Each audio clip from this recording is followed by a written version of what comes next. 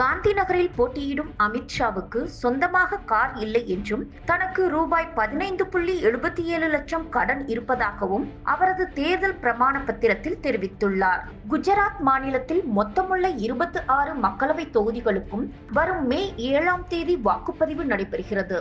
அதையடுத்து பாஜக மூத்த தலைவரும் ஒன்றிய உள்துறை அமைச்சருமான அமித்ஷா காந்தி நகர் தொகுதியில் போட்டியிட மீண்டும் வேட்புமனு தாக்கல் செய்தார். அவர் தாக்கல் செய்துள்ள தேர்தல் பிரமாண பத்திரத்தில் இருந்து சில தகவல்கள் கிடைத்துள்ளன. அதன்படி அமித்ஷாவுக்கு சொந்தமாக கார் கூட இல்லை என்றும் தான் விவசாய தொழில் செய்து வருவதாகவும் சமூக சேவகர் என்றும் கூறியுள்ளார். அவரது வருமான ஆதாரங்களில் எம்பி பதவிக்கான சம்பளம், வீடு, நிலம் தொடர்பான வாடகை, பங்கு ஈவுத்தொகை வருமானம் ஆகியவற்றை குறிப்பிட்டுள்ளார்.